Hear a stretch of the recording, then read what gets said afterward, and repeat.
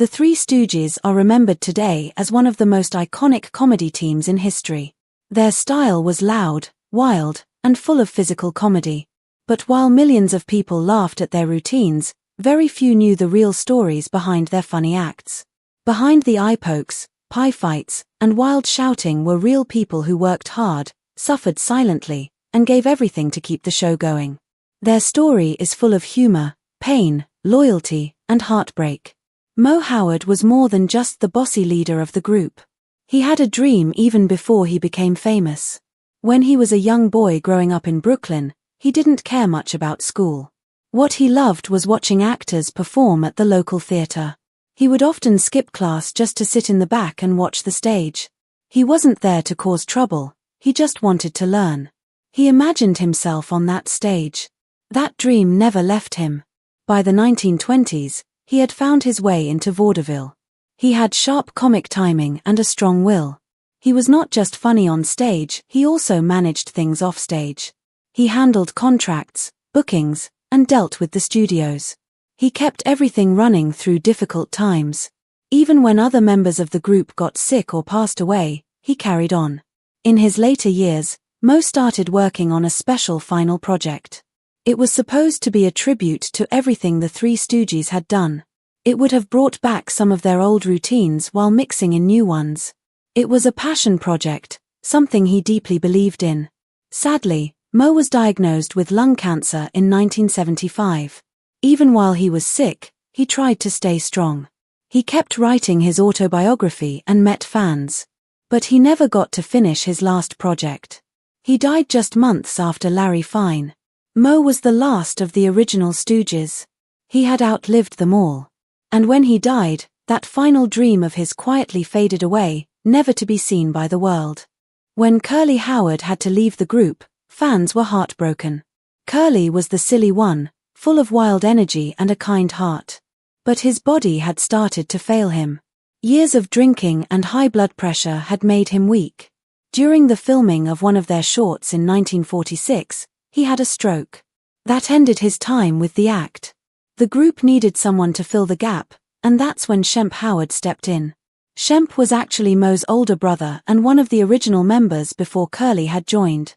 For the last 15 years, Shemp had worked as a solo comic actor. He had acted in many films and even worked with big stars like John Wayne. He had made a solid name for himself. But when his family needed him, he didn't think twice. He came back, not for fame or money, but because he loved them. Still, not everyone accepted him. Fans missed Curly's warm smile and silly voice. Shemp's style was different. He seemed more nervous, less joyful. The studios didn't help. Budgets were smaller, scripts were weaker, and some scenes even reused old footage. Even though Shemp was talented, people saw him as just a replacement. Larry Fine, the stooge with the wild hair and soft heart, had his own painful beginning. His real name was Louis Feinberg, and he came from a Jewish family in Philadelphia. His parents owned a jewelry repair shop. One day, when Larry was still a child, he picked up a bottle of what he thought was a drink. It was actually acid used to test gold. His father tried to stop him and slapped the bottle away, but some of the acid spilled onto Larry's arm. It burned him badly, damaging the muscles. To help him recover, his parents signed him up for violin lessons. They hoped that using the bow would rebuild the strength in his arm. It worked better than anyone expected. Larry became really good at playing the violin. His parents even hoped to send him to a music school in Europe, but World War I changed everything. He never got to go, but he kept playing the violin throughout his life. He even played it in some of their comedy scenes, adding a touch of grace to all the chaos. Even though the Three Stooges became incredibly popular, they were not paid well. When they first signed a contract with Columbia Pictures in 1934, they were given $1,000 per week total, not each. That amount had to be split between all three members. Meanwhile, their short films were playing in theaters across the country. People loved them. Their 18-minute comedy reels became the most popular part of the night. Some audiences came just to see them, not the main feature. But their pay didn't match their success. Even when their salaries were raised to $7,500 per week, they still had to divide it among the whole group. Columbia treated them as a single act, not as individual stars. Worse, the studio kept all the rights to their work.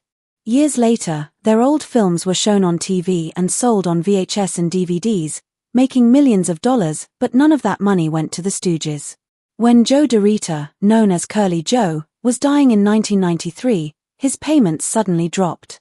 His wife and Larry Fine's granddaughter sued Moe's family, claiming they had stolen over $5 million in profits.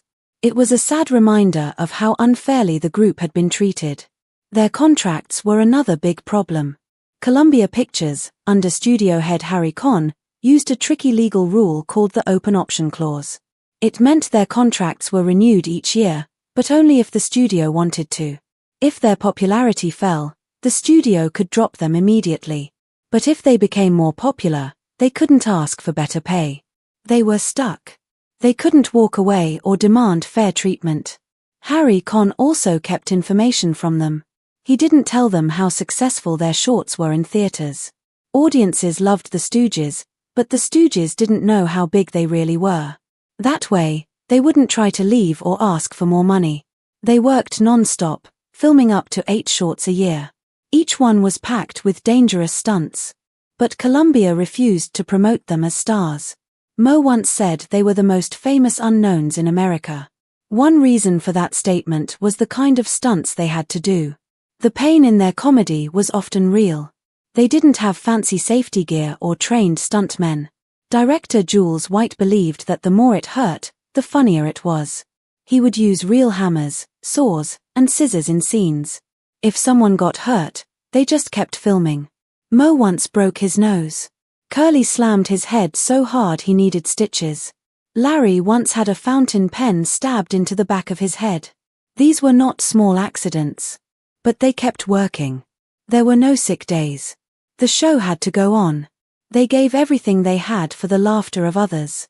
They even risked their lives in another way. In 1940, they made a short called You Nasty Spy. In it, Moe played a character meant to look like Adolf Hitler. Larry and Curly played parodies of other Nazi leaders. This was very bold for the time. Hollywood usually stayed quiet about political issues, especially about foreign powers like Nazi Germany. America wasn't at war yet, and many studios were afraid to make enemies. But the Three Stooges, all Jewish men, didn't hold back. They made fun of Hitler and Nazi ideas before it was popular or safe to do so. There's even a rumor that Hitler saw the film and put the Stooges on his personal death list. That might not be true, but it shows how brave they were to speak up when most people stayed silent. Moe even did Hitler impressions offstage. Their comedy was not just funny, it was sometimes a form of protest. One of their most famous comedy moves, the eye poke, actually came from a real fight. During a card game, Shemp got angry at Larry, thinking he was cheating. In the heat of the moment, he reached across the table and poked Larry in the eyes. It wasn't a joke. It was a real outburst of anger. Moe saw it happen and took note. Later, while writing new routines, he remembered the moment. He realized that the move was simple, funny, and full of emotion. It became one of the group's most famous acts. Audiences loved it. They didn't know it had come from a real argument. The Three Stooges gave their lives to comedy. But they didn't get the rewards they deserved. They were underpaid, overworked, and sometimes hurt both physically and emotionally. They were pioneers of slapstick comedy, influencing generations of comedians that came after them. But behind the laughter were real men who suffered, struggled, and sacrificed for their art. They stayed loyal to each other, even when things got hard. They came back when they were needed. They kept going, even when their bodies were breaking down. They kept making people laugh, even when they were sad or in pain themselves. Their story is more than just funny movies. It's a story of strength, love, loyalty, and the power of laughter in the face of pain. Even though many people never got to see Moe's final project, or understand the quiet pain Larry lived with, or the courage Shemp showed when he returned, their legacy lives on. They were more than just funny men on screen. They were human beings with dreams, wounds, and big hearts. And maybe that's why we still remember them today. Not just because they made us laugh, but because they gave everything they had to do so. The world saw the jokes. But now, more people are beginning to see the truth behind them. The Three Stooges were legends not just for what they did, but for who they were. The move that became a trademark for the Three Stooges actually came from a real-life argument between friends over a card game. What would later turn into a world-famous comedic style originally came from rising tempers and frustration during a tense moment. Most people never knew that this silly, chaotic brand of humor had roots in something very human, conflict and emotion. But that's how the journey of the Three Stooges often worked. It mixed laughter with pain, fun with stress, and behind every funny scene was a story that very few people ever heard. In the beginning, the Three Stooges weren't even known by that name. They actually worked for another comedian named Ted Healy. Ted Healy, whose real name was Charles Ernest Lee Nash, was a fast-talking vaudeville performer with a sharp tongue and big stage presence. Although many people today don't remember him well, he played a huge role in shaping what the Stooges would become. He brought together Moe Howard, Larry Fine, and Shemp Howard to be his supporting act. In the early 1930s, they performed together under the name Ted Healy and his Stooges. Healy would do the main comedy lines, and the others would bring the wild, physical humor and over-the-top reactions.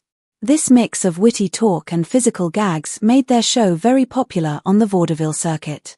They performed in big theaters and nightclubs all across the country. But this partnership wouldn't last forever. In 1932, Shemp Howard decided to leave the group to focus on his own solo comedy career.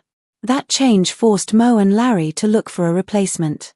They didn't have to look far. Moe brought in his younger brother Jerome, who would soon become known as Curly. Just days after Shemp left, Curly joined the act, and his arrival changed everything. Curly had a kind of natural energy that lit up the stage.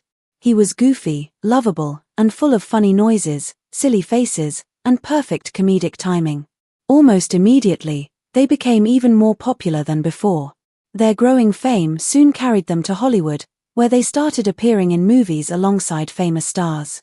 But not everything behind the scenes was smooth. As the group became more successful, disagreements started to grow, especially about money and creative control. Eventually, those problems led them to split from Ted Healy in 1934. Even though the breakup wasn't nasty, it was permanent. Moe, Larry, and Curly moved to Columbia Pictures and began performing as an independent trio. It was at this point that the Three Stooges became the legends that people remember today. Ted Healy, the man who had once brought the group together, ended up having a very sad and mysterious end. His death remains one of the darkest unsolved events in early Hollywood history. While most people remember him as a loud, fast-talking comedian who helped launch Moe, Larry, and Curly into stardom, they don't know about his strange and tragic final night. On December 20, 1937, Healy went out to a nightclub called the Trocadero in Los Angeles.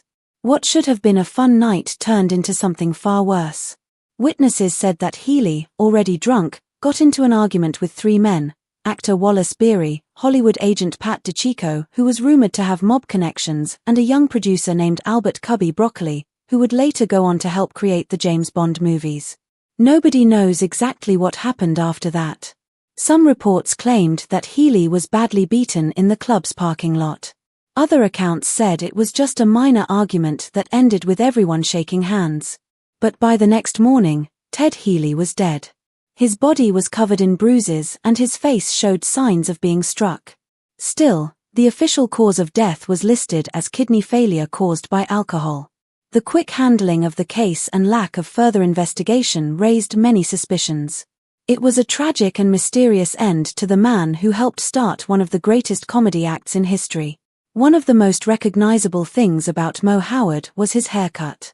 The bowl cut with straight bangs became part of his comic identity.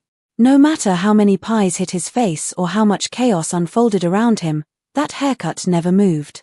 It was the visual symbol of his strict, bossy character. But very few fans know the story behind that famous look. When Moe was a little boy, he actually had long, curly hair.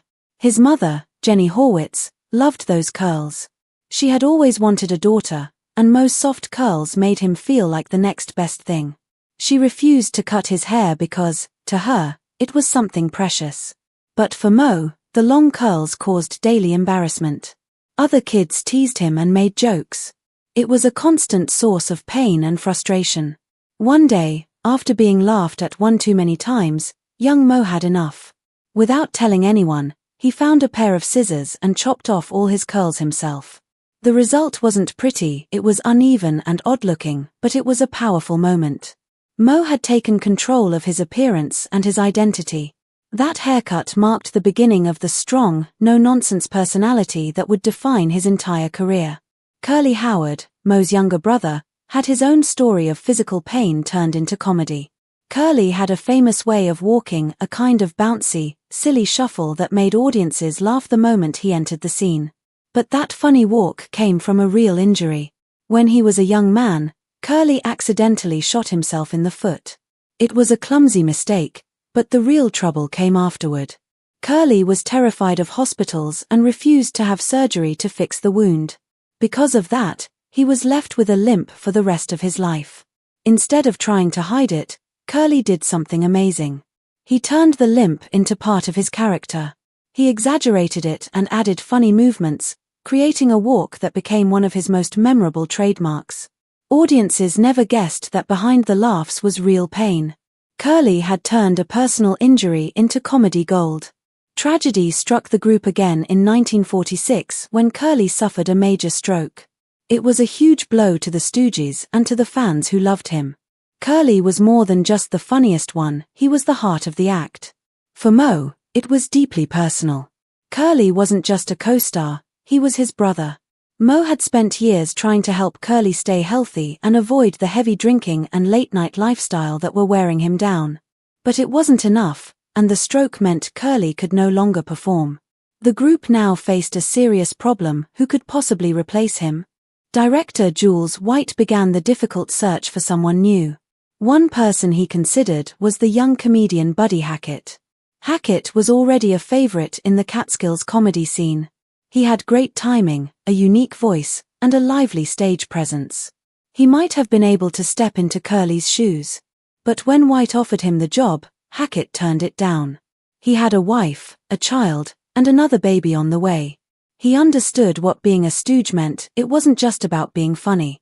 It was about fitting into a comedy rhythm that had been built over many years.